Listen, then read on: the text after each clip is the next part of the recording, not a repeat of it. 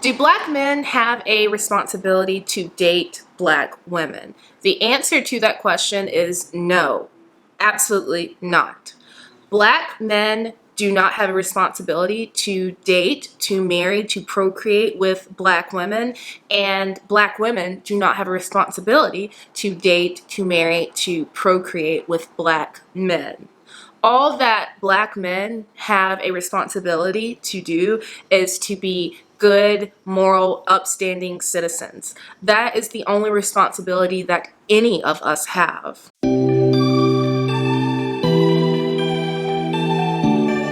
We have a responsibility to be compassionate, to be gracious, to be kind, and to, in every way that we can, minimize our carbon footprint. Now, maybe on a philosophical level, you disagree with me, and that is perfectly fine. Then let's talk from a statistical, logical standpoint. Now, I am going to present to you some statistics that are based on numbers in the United States of America. I am talking solely about the United States because I live in the United States, and this is the place where I have the most familiarity. Now, if you are a passport bro, or if you are a divested woman who's about to become an expat, then maybe these numbers won't apply to you, and that's okay. But for the people who live in the United States and intend on permanently living in the United States, these are the numbers that you need to know so that you can move and think accordingly. I also want to apologize if it is noisy outside. I am filming on my day off. It is like 10 a.m. and so there are things going on outside. So I really do apologize if you hear construction, if you hear people on the street. If you hear things besides just me, I apologize, and I will try in the next video. No, I'm not. What can I do? What can I do about noise outside? So I apologize if it bothers you. It bothers me, but what's a girl gonna do? In the United States, black people make up 13.6% of the population. The entire black population is 13.6% of the American population. That's not black men, black women, black children. That is the entire black population in the United States. That's approximately 45 million people out of around 330 million people. And again, that is the entire black population. Now, you have a third of the black population who are roughly 22 years old and younger, and then you have about 23% of the black population who are around 55 years old and up. But we're going to put age to the side because, you know, age is nothing but a number, right? I mean, no, that's not true. But for the sake of this video, for the sake of logic, for the sake of this argument, let's pretend that in that 13.6%, half of those people are men and half of those people are women. We are going to forget about disabilities. We are going to forget about incarcerations. We are going to forget about people being heterosexual.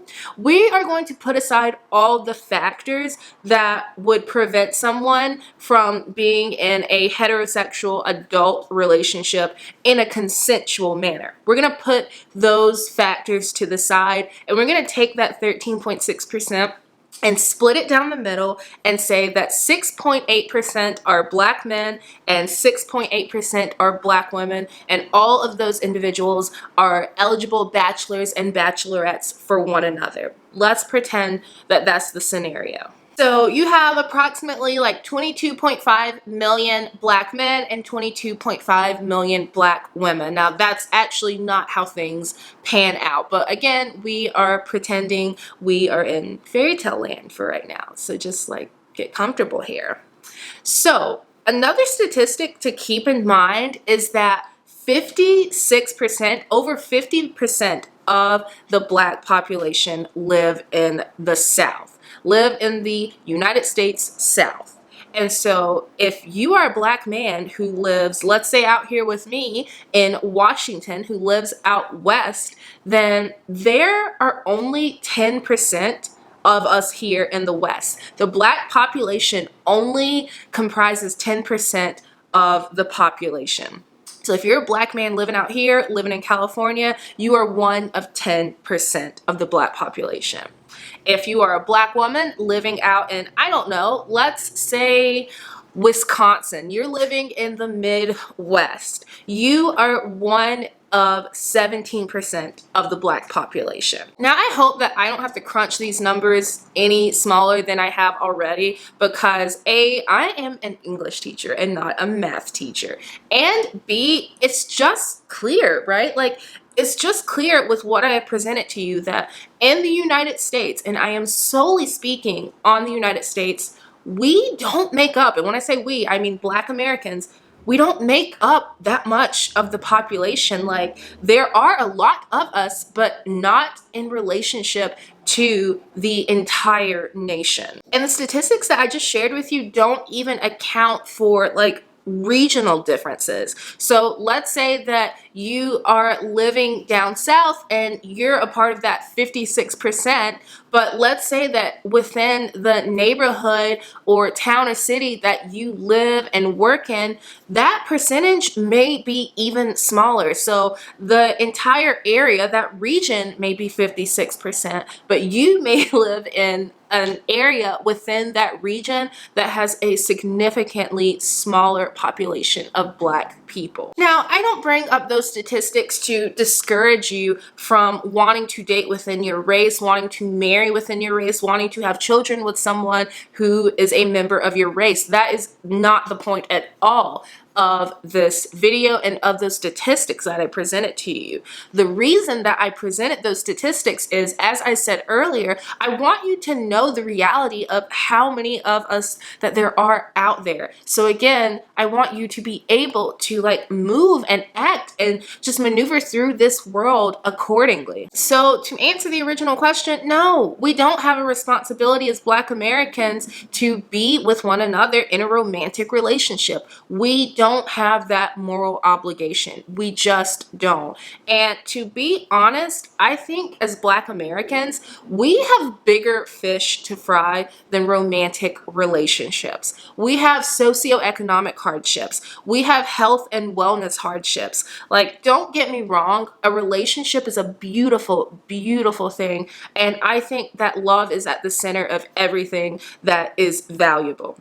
And at the same time, on just like a macro level, we are living in the midst of like a mounting global crisis and also a mounting climate crisis. And I just can't emphasize enough that if the planet that we are living on can no longer sustain us, it literally doesn't matter whether you are single, whether you are married, like, it doesn't matter. At that point, it doesn't matter. And for the people out there who are telling you that because you're a black person, you have to be with a black person and you and that black person have to have black children, like, no, that's just not true. You are not here. Like, your job, your moral obligation is to not just be the preserver of your ethnicity. That's just not true. You are not here to just be a breeder. You are not here to just be a eugenicist. Like, you are here to do the work of a human being. And the work of a human being is so much greater than just that person's ethnicity.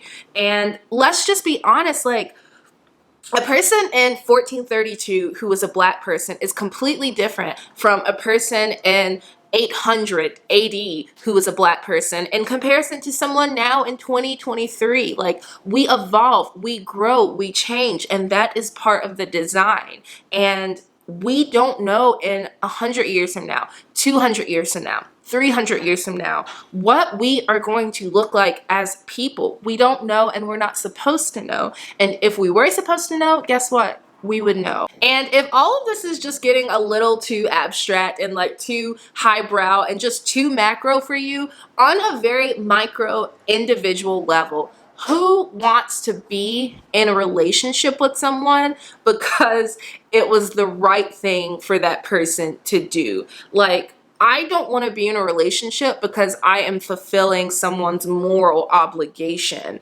Like, do you really want to be the person that, like, at the party that you and your spouse go to, somebody walks up and asks your husband, hey, like, what made you decide to, you know, marry Patricia? Like, what made you decide to go through with that relationship? And he says, oh, well, you know, it was my duty. Do you want to be in a relationship like that? Do you want someone to be with you because of a moral obligation? I don't know about you, but I would rather be the wrong choice for the right reason than the right choice for the wrong reason. I don't want to fulfill a moral imperative. I want to be wanted, and that's it. All right, everyone, thank you so much for watching today's video. I hope that you enjoyed it. And until next time, stay safe, be well, and I'll see you all soon. Bye, everyone.